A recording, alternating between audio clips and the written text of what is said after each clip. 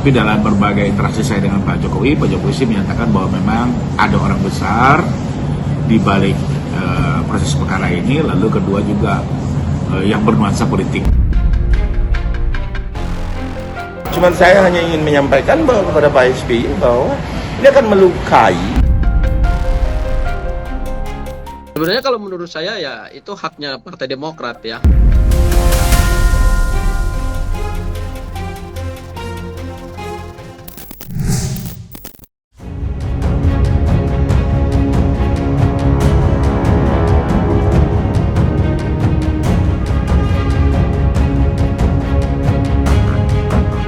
Tahun baru 2026, kasus dugaan ijazah palsu mantan Presiden Joko Widodo belum ada tanda-tanda akan mereda, setidaknya dalam waktu dekat ini.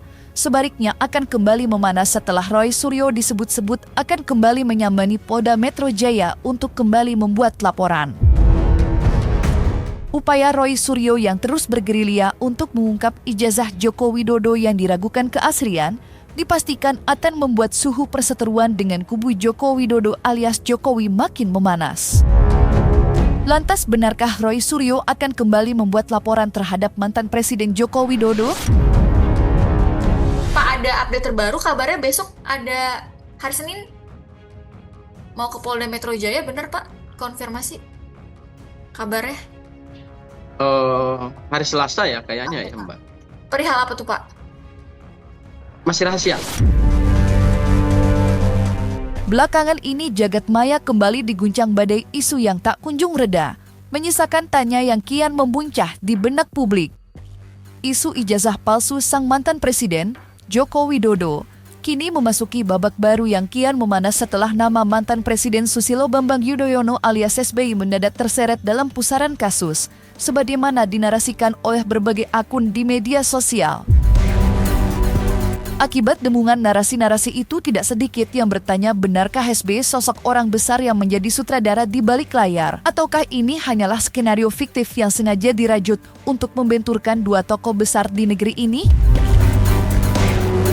Beredar luasnya narasi yang mengaitkan namanya dengan polemik dugaan ijazah palsu. SBY dikabarkan merasa sangat terganggu. Kini langkah hukum pun siap ditempuh demi membersihkan nama baik yang kini ternoda oleh bayang-bayang isu ijazah yang seolah tiada berujung. Lantas apa tanggapan dari kubu Jokowi usai SBY disebut-sebut meradang hingga mulai menggerakkan mesin partai politiknya? Tapi dalam berbagai interaksi saya dengan Pak Jokowi sih menyatakan bahwa memang ada orang besar di balik proses perkara ini, lalu kedua juga yang bernuansa politik. Bahwa siapa saja orang-orang besar itu saya tidak dalam kapasitas membahas itu ya, karena dari Pak Jokowi sendiri tidak ada statement si A, si B, si C gitu ya. Sekalipun memang ya ini silakan masyarakat saja lah menilai apa yang terjadi ya. Tapi kalau buat kami kan kembali konsepnya adalah kalau saya sekalipun memang perkara ini beririsan dengan kepentingan politik, tapi buat saya adalah kita negara hukum menjadi panglima, itu apa yang diatur di konstitusi kita ya, sehingga apapun kepentingan politik yang sedang berjalan ya, maka harusnya penyelesaian hukumlah yang menjadi utama. Sebagai contoh ya, di pilpres, di pilkada itu kan kepentingan politik saling bertarung, tapi penyelesaian di mana? Mahkamah Konstitusi. Artinya hukum juga yang menyelesaikan, termasuk juga kasus ini. Pak SBY adalah seorang mantan presiden, 2 periode juga. Pengalaman beliau itu saya anggap bahwa alangkah kecilnya beliau ketika menanggapi hal-hal yang yang saya anggap tidak perlu sebenarnya baper-baperan di sini. Saya hanya menyampaikan begini pada Pak SBY, kalau Bapak menonton acara ini, bahwa ini Bapak adalah kalau memang mau dikaitkan, kalau persoalan personal Pak SBY dan Partai Demokrat itu kan berbeda. Oke lah, tidak bisa dipisahkan antara Pak SBY dengan Partai Demokrat. Tetapi kalau kucing-kucing Partai Demokrat merasa bahwa oh ini harus ditindakin nih, dan ini merugikan Partai Demokrat, ini kan salah besar.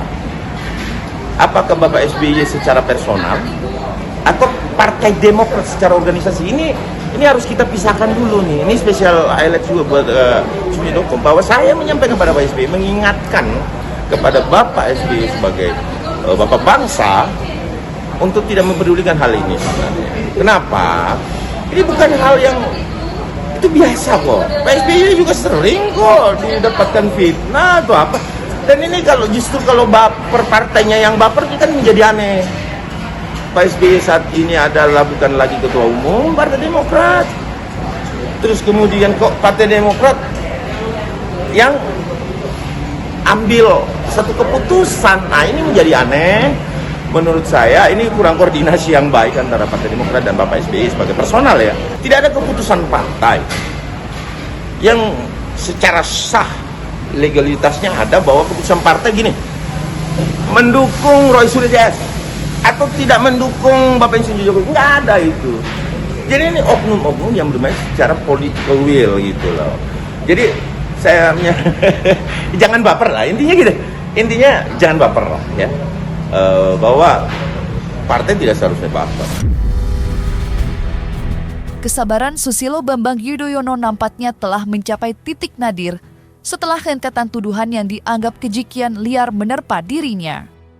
Nama besarnya sebagai mantan Presiden ke-6 RI ini mendadak diseret ke dalam pusaran isu ijazah palsu milik Presiden ke-7, Joko Widodo, dengan tudingan miring sebagai aktor yang mengatur skenario dari balik panggung. Merasa martabatnya dijatuhkan oleh fitnah yang tak berdasar, SBY melalui barisan para advokat Partai Demokrat akhirnya mengambil langkah tegas. Tak main-main, sebuah ultimatum berupa somasi resmi telah dilayangkan kepada akun-akun media sosial serta oknum yang dianggap sebagai biang kerok penyebar hoaks. Pihak Demokrat menegaskan bahwa SBY merasa sangat terganggu dengan manuver politik kotor yang dianggap sebagai upaya adu domba. Lantas, akankah somasi ini sanggup membungkam nyanyian sumbang para penyebar isu? Ataukah justru menjadi awal dari babak baru? Dan apa pula reaksi dari kubu Jokowi atas langkah hukum yang ditempuh SBY? Ya itu hak setiap orang ya, kalau memang merasa difitnah, dicemarkan ya boleh-boleh saja gitu ya. Artinya kan juga selama ini Pak Jokowi juga melakukan teguran terbuka, bahkan mengambil langkah hukum kan juga berarti tepat karena memang saluran hukumnya ada gitu. Kita masih memiliki pasal penghinaan, kita masih memiliki pasal fitnah, bahkan di undang-undang KUHP baru pun masih ada diadopsi pasal-pasal tersebut. Artinya ini tetap menjadi sebuah delik ya. Dan dilakukan teguran tuh dalam arti kan ditegur dulu agar betul-betul untuk mempertimbangkan kembali apakah itu dilanjutkan ya. Dan kalau dilanjutkan ya mungkin seperti Pak Jokowi lakukan, akhirnya dengan terpaksa loh ya, mengambil langkah hukum tidak lain agar persoalan menjadi clear. Cuma harusnya kan sebagai sesama mantan presiden kan punya relasi yang baik ya seharusnya ya. Sama-sama pernah bekerja untuk bangsa dan negara ini, sama-sama tahu susahnya, getirnya ya, termasuk juga mungkin sukacitanya ya. Harusnya mereka sebagai sesama yang pernah membangun negeri ini punya komunikasi yang baik harusnya. Menyampaikan kepada Pak SBY bahwa ini akan melukai ya. Ini boleh di-highlight bahwa ini akan melukai koalisi saat ini. Gitu loh. Bahwa kita tidak boleh memungkiri bahwa pemerintah saat ini itu adalah bagian yang tidak terpisah dengan Bapak SBY. Kalau berbicara Demokrat, bukan SBY sebagai pribadi, tapi kalau berbicara Partai Demokrat, ya Partai Demokrat ini nggak boleh loh. Ingat loh, tidak boleh Partai Demokrat untuk berseberangan dengan kebijakan-kebijakan pemerintah. Apalagi mendukung pelanggaran hukum. Itu nggak boleh. Kenapa? Ada pengkhianatan besar terhadap koalisi.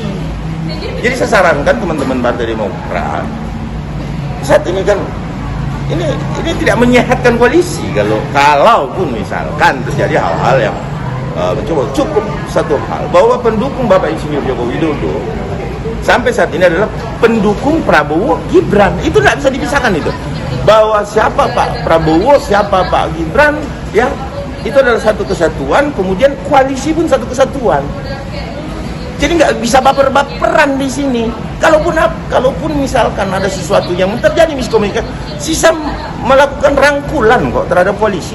Selesai kok itu. Sebenarnya kalau menurut saya ya itu haknya Partai Demokrat ya. Saya tidak ingin masuk ke dalam substansi politik karena memang itu haknya mereka gitu. Tapi satu hal yang pasti begini, saya tidak ingin masuk ke polemik hak mereka ya. Tetapi saya ingin masuk kepada satu hal bahwa sebetulnya ijazah ini semakin menggelinding itu malah semakin liar gitu ya. Kenapa semakin menggelinding dan semakin liar? Ini seperti snowball effect ya, efek bola salju, di mana ijazah ini karena tidak pernah mendapatkan kepastian dari awal, kemudian anak bangsa dibiarkan berseteru, ya kan? Kemudian muncul juga para pendukung Pak Jokowi yang quote and quote banyak yang juga offside gitu ya dalam membangun narasi-narasi untuk membela Pak Jokowi. Akhirnya pada satu titik mereka harus menghadapi satu keadaan di mana ada pihak-pihak lain ya yang tadi disebut ada dari Partai Demokrat yang merasa keberatan gitu ya. Kemudian ingin mempersoalkan mereka secara hukum, bahkan akan mengambil langkah hukum tegas terhadap mereka gitu. Saya kira ini adalah efek dari sikap Pak Jokowi yang sebenarnya dari awal tidak punya itikat baik untuk menyelesaikan perseteruan yang sebetulnya sangat sederhana terkait dengan ijazahnya gitu. Kalau dari awal Pak Joko Widodo mau menyelesaikan persoalan ini dengan sikap negarawan, tidak membawa ini karena hukum pidana gitu ya, maka menurut saya tidak akan ada snowball effect seperti ini gitu. Tapi karena Pak Joko Widodo mengambil sikap yang tidak negarawan, tidak gentleman gitu kan, terhadap hasil penelitiannya Mas Roy dan Bang Rismon serta Dr. Tifa tidak dijawab dengan hasil penelitian juga, tetapi malah dibawa karena hukum pidana, akhirnya semua yang terjadi adalah ya kemana-mana nih efeknya nih. Ya kan, saya nggak tahu nanti 2026 ini apakah efek daripada ijazah Pak Joko Widodo ini akan semakin meluas lagi apa enggak? Ya kan, kita baru mau masuk tahun 2026 tapi ijazah Pak Joko Widodo sudah kemudian akan akan mengikut sertakan pihak-pihak lain gitu ya. Saya pikir karena dari awal memang Pak Joko Widodo tidak mampu menyelesaikan ijazahnya dengan sikap seorang negarawan, seorang mantan Presiden Republik Indonesia. Di tengah memanasnya bara somasi yang dilayangkan Susilo Bambang Yudhoyono, sebuah suara lantang kini menggema dari barisan pembela Jokowi. Tim hukum pendukung Jokowi yang tergabung dalam Pradi Bersatu melalui sosok Ade Darmawan mengingatkan rekan-rekan di Partai Demokrat agar tidak terlalu terbawa perasaan alias baper dalam menyikapi keriuhan isu ijazah yang kian simpang siur. Ade Darmawan mengingatkan upaya hukum yang diambil SBY justru dianggap sebagai langkah bumerang yang bisa mengguncang stabilitas politik terutama koalisi di pemerintahan Prabowo Gibran. Kini, bola panas itu pun kembali menggelinding, menciptakan tensi tinggi di antara sesama pendukung pemerintah. Hai teman-teman pendukung Bapak Insinyur Joko Widodo Prabowo Gibran, ya kita sama-sama loh. Anda jangan negatif netting ya, maaf ya bahasa anak mudanya, jangan netting dong gitu sama Partai Demokrat gitu. Cukup itu aja kan, tidak melakukan langkah-langkah hukum seolah-olah membela pihak Roy Suryo CS gitu loh. Tandem, ini bukan tandem. Saya ingatkan sekali lagi kepada teman-teman Partai Demokrat, karena aku juga dengan Pak Andi Arief sering bertemu dan berdiskusi dengan Andi Arief. Saya rasa Andi Arief juga mengerti itulah. Artinya gini, dirangkul dong. Sebagai partai yang cukup besar loh, Partai Demokrat ini, untuk merangkul semua lini, ya kan kita belajar pada koalisi Prabowo Gibran gitu loh. Jadi saya menyayangkan bila ada somasi-somasi yang kami pun sampai saat ini sih belum menerima secara fisik ya, bahwa ini bukan persoalan hukum yang harus diselesaikan antara Partai Demokrat dan Bapak SBY ya gitu. Jadi saya menyampaikan bahwa saya menyayangkan hal itu. Kalau itu terjadi, justru itu akan menjadi bumerang bagi Partai Demokrat yang kita cintai. Saya cuma mengingatkan teman-teman Demokrat untuk tidak terlalu masuk di dalam hal ini, karena ini adalah koalisi yang tidak sehat jadinya, ya kan? Karena kenapa? Siapa Pak Prabowo, siapa Mas Gibran, ya saat ini kita nggak bisa pisahkan itu. Kalaupun ada orang-orang yang memang mau pengen memisahkan, ini cilaka 17 ini, ya kan? Kenapa saya bilang cilaka 17? Karena kita jangan pernah mengajarkan Pak Prabowo, ya Pak Jenderal Prabowo untuk berkhianat. dia is not typical to Prabowo Subianto. Saya sangat mengetahui itu, saya sangat mengenal beliau dalam hal ya komitmen politik dan dalam hal kesetiaan Pak Prabowo nggak bisa diragukan gitu. Panggung sandiwara isu ijazah palsu kian memanas setelah gelar perkara khusus. Tersangka Roy Suryo CS kembali meluncurkan jurus mautnya.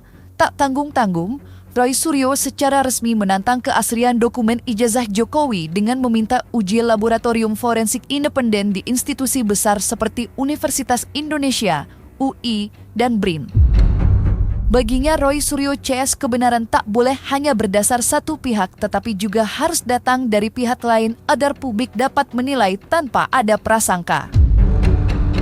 Lantas benarkah upaya Roy Suryo yang meminta uji lapor terhadap ijazah Jokowi ini murni pencarian keadilan ataukah sekedar upaya mengulur waktu menunda persidangan? Pada intinya ya kami tidak keberatan loh ya mau diperiksa lembaga-lembaga manapun yang independen yang memiliki kompetensi ya kredibilitas termasuk independen ya. Nah, tapi tentunya ini kan harus disesuaikan dengan hukumnya. Saya jelaskan di sini bahwa dalam hukum acara pidana tidak dikenal adanya hak seorang tersangka untuk melakukan uji ulang terhadap hasil pemeriksaan lapor. Itu tidak dikenal dalam hukum acara. Apalagi ini terkait dengan delik penghinaan ya. Di dalam hukum materialnya sendiri sudah diatur ya. Saya bacakan di pasal 312. Jadi 310 itu pasal penghinaan, 311 pasal fitnah, dan 312 yang dia bilang begini. Jadi ada kekhususan terhadap tindak pidana fitnah ini di hukum materialnya. Pembuktian akan kebenaran tuduhan hanya dibolehkan dalam hal-hal sebagai berikut. 1. Apabila hakim memandang perlu untuk memeriksa kebenaran itu guna menimbang keterangan terdakwa bahwa perbuatan dilakukan demi kepentingan umum atau karena terpaksa untuk membela diri. Ini ayat 1 ini. Jadi jelas sekali di sini selain di hukum acaranya itu tidak dikenal adanya hak terdakwa untuk meminta pemeriksaan ulang terhadap hasil lapor.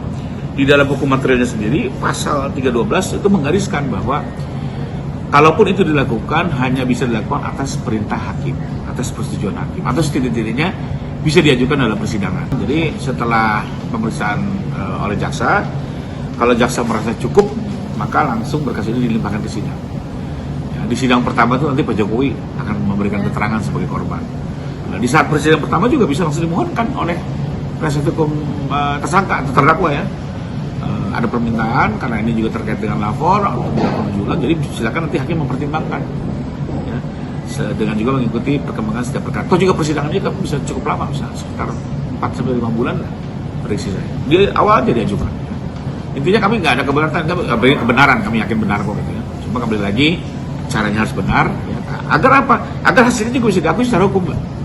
Ya kalau minta-mintanya nyeleneh nggak ada hukum acaranya, nanti hasilnya apapun nggak diakui. Karena cara mengajukannya, forum pengajuannya itu keliru. Ini juga cara terbaik bahwa silakan aja dimohonkan di sidang karena kalau sejauh ini sih ya kami terpaksa berpretensi bahwa ini hanya untuk cara-cara menunda penyidikan ya karena kembali lagi kemarin minta penunda lapor gelar perkara khusus kita ikuti. Setelah gelar perkara khusus pengen melihat katanya ijazah sudah diperlihatkan, masih nggak puas juga, bahkan tadinya mau Bang Yosuri bilang saya mau lihat periksa, oh nggak bisa gitu kan. Lalu sekarang ada permintaan baru lapor independen, silakan saja mau diperiksa oleh lembaga manapun ya, karena kami kembali meyakini kebenaran adalah kebenaran. Ijazah itu betul-betul diperoleh Pak Jokowi secara sah ya dari UGM ya, dan silakan diuji. Dan sebagai catatan sudah 2 kali loh diuji oleh lapor ya di dalam perkara sebelumnya yang di Mabes termasuk yang sekarang kedua, bahkan yang kedua ini cukup komprehensif. Diuji dengan berbagai ijazah lainnya, termasuk juga misalnya skripsinya juga diuji dengan berbagai fakultas lain, bahkan barang bukti yang situ sudah cukup banyak. Tapi kembali lagi, kalau masih penasaran, monggo ya. Cuma gunakan dengan ketentuan hukum yang tepat dan jangan menjadi cara untuk menunda-nunda proses hukum. Masyarakat sudah lelah mengikuti kasus ini, sudah hampir setahun lebih. Ya, ini harus segera didorong agar terdapat kepastian, terdapat akhirnya ujungnya, yaitu tersangka mempunyai hak untuk mengajukan ahli menguntungkan, dan kemudian begitu kita beralih kepada KUHP yang baru, Undang-Undang Nomor 20 Tahun 2025 itu diatur dalam pasal 142 ya, bahwa seorang tersangka itu mempunyai hak untuk mengusahakan atau mengajukan saksi atau ahli yang memiliki keahlian khusus. Nah, dalam konteks kami mengajukan permohonan uji banding terhadap barang bukti itu, sebetulnya dalam konteks kami ingin supaya barang bukti itu bisa diteliti atau juga bisa diuji oleh orang-orang yang lebih independen. Dalam konteks ini adalah kami memilih untuk memohonkan kepada Polda Metro Jaya supaya Polda Metro Jaya bisa memberikan akses terhadap barang bukti tersebut, sehingga nanti pada saat kita masuk di dalam proses persidangan seperti yang tadi disampaikan oleh tim kuasa hukum Pak Joko Widodo, itu tidak perlu lagi kita memohonkan itu kepada majelis hakim gitu. Jadi konteks permohonan uji laboratorium forensik pembanding itu adalah dalam konteks kami mengajukan itu sebagai hak tersangka untuk mengajukan ahli yang menguntungkan, yang juga sudah diatur secara tegas dalam pasal 142 KUHP yang baru. Karena kami ingin supaya terhadap polemik ijazah Pak Joko Widodo yang saat ini meskipun sudah diuji oleh laboratorium forensik milik Polri, itu kita bisa mendapatkan second opinion, ya. Karena perkara ini bukan perkara kecil, ini perkara mantan Presiden Republik Indonesia, sehingga penegakan hukum itu harus adil, harus fair, gitu. Kami tidak dalam konteks meragukan hasil dari laboratorium forensiknya Polri, tidak. Tetapi kami ingin ada second opinion dari lembaga laboratorium forensik yang lain. Dalam hal ini kami mengajukan dua, yaitu punya BRIN, Badan Riset Inovasi Nasional, dan kemudian adalah Universitas Indonesia. Di awal tahun 2026 ini, sebuah langkah mengejutkan datang dari mantan Presiden Joko Widodo yang kini telah menikmati masa purna tugasnya sebagai rakyat biasa. Di tengah badai kasus ijazah palsu yang terus menggelinding bagai bola liar, Jokowi dikabarkan membuka pintu maaf yang selebar-lebarnya bagi para tersangka yang telah menudingnya selama bertahun-tahun. Kini publik menunggu ujung dari polemik dugaan ijazah palsu mantan Presiden Jokowi. Apakah akan ada perdamaian menyambut KUHP baru atau lanjut di meja hijau pengadilan? Bagaimana kedua kubu menanggapinya? Dari waktu awal beliau mengajukan laporan, beliau menyampaikan ke saya, hanya dua yang beliau tuju dalam upaya hukum ini. Sebagai catatan loh, kita digugat 7 kali, di LP 2 kali. Masih ada 1 LP loh di Polda Jogja tuh. Pak Jokowi mengikuti semua upaya hukum dengan baik-baik saja ya, tidak reaktif, tidak playing victim gitu ya. Nah, tapi di satu sisi karena ini harus ada kepastian, akhirnya terpaksa dia melakukan satu upaya hukum. Dan upaya hukum ini diterjemahkan oleh para tersangka seolah-olah jolim dan segala macam. Menurut saya kan upaya hukum yang wajar ya, dan semua warga negara berhak menggunakannya. Dan upaya hukum ini sebenarnya tujuannya dua, Pak Jokowi. Satu, agar soal ijazah ini terdapat kepastian. Ya. Beliau sih meyakini ini asli, tapi agar bisa divalidasi oleh sebuah pengadilan dengan putusan hukum tetap. Kedua, beliau ingin dipulihkan dong, karena soal isu ijazah ini sudah bertahun-tahun bergulir, bahkan sangat masif di sosial media, dan ini borderless loh. Banyak warga negara lain dari Malaysia, dari Singapura juga tahu gitu ya. Ini juga soal nama baik bangsa gitu ya, sehingga ini ingin diluruskan. Jadi kalau dari tujuan ini nggak ada tuh niat-niat harus pidana penjara dan segala macamnya. Terlepas itu semua kewenangan hakim, tapi dari Pak Jokowi sendiri nggak ada intensi ke arah situ. Dan juga nggak perlu khawatir, sekarang ini kan berlaku KUHP baru nih per tanggal 2 Januari ya. Di KUHP baru ini intinya sudah mulai meninggalkan model pemidanaan, model pemenjaraan. Jadi bagi orang yang bersalah itu juga hukumannya variatif. Bisa sekedar hukuman pengawasan atau hukuman percobaan, bisa hanya hukuman denda, bisa hukuman kerja sosial, dan banyak macamnya gitu ya. Nah sekarang juga, kembali ke pertanyaan tadi, Pak Jokowi memaafkan ya, beliau menyatakan secara langsung. Bahkan kalau ingat waktu pertama kali bikin RP di Polda kan beliau bilang sebenarnya beliau ini kasihan, gitu ya. tidak mengharapkan, tapi memang hanya ini upaya hukum yang dimungkinkan agar semuanya terang benderang, clear and clear. Ini maafkan, ini cukup menarik. Saya memaafkan, ya, tapi proses hukum berlanjut. Sebenarnya ini juga sebuah kesempatan. Kalau bisa dicermati secara jernih, ya, legowo, artinya Pak Jokowi siap memaafkan.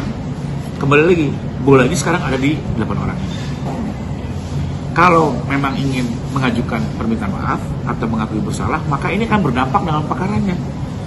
Saya peringatkan, dengan berlakunya KUHP baru, sekarang ada 3 formula terkait permaafan. Pertama, dikenal restoratif justice, ya. Kita sudah tahu semua. Kedua, ada plea bargain. Ini banyak orang belum tahu. Baru berlaku di 2 Januari. Plea bargain itu adalah pengakuan bersalah. Ini sidang yang diperiksa oleh hakim tunggal dan dapat keringanan hukuman spesial dari hakim. Ketiga, formula saksi mahkota. Jadi terdakwa yang bekerja sama. Dia terdakwa saksinya tapi dia bekerja sama, kooperatif. Nah, 3 formula ini akan mendapatkan keringanan. Apalagi sekarang Pak Jokowi sudah memaafkan. Jadi tinggal kembali sekarang ke 8 orang ini, apakah akan menyambut pemberian maaf itu atau masih kekeh? Ya. Saya benar, saya tidak bersalah, saya tidak mau minta maaf, ya. Artinya 3 formula itu tidak digunakan. Tapi Pak Jokowi sudah legowo loh, karena kembali lagi Pak Jokowi tidak melihat pembidanaannya, tidak melihat prosedur-prosedurnya. Bahkan dari awal waktu bikin laporan pun juga beliau tidak menyebut nama. Pesan saya kepada semua teman-teman pembela Pak Jokowi, ya. Pertama, saya mengucapkan selamat tahun baru, ya.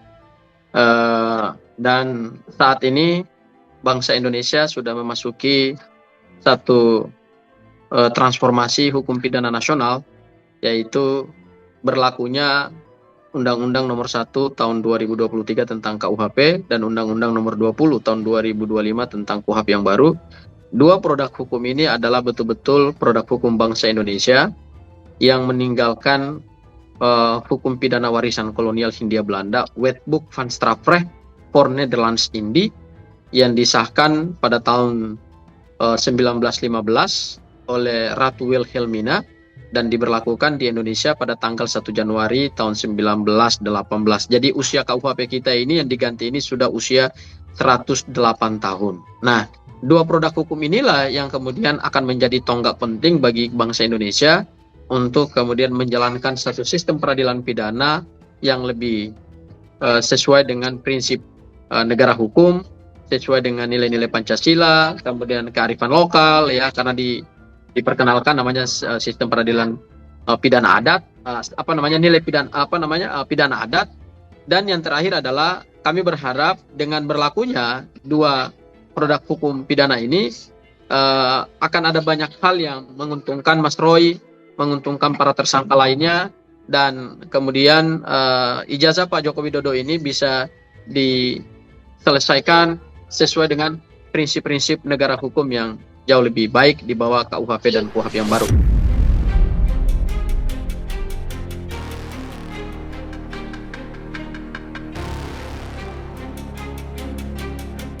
Nah, selesai sudah, Cumi Lovers. Jangan lupa untuk like, subscribe, dan juga share channel YouTube Cumi Cumi.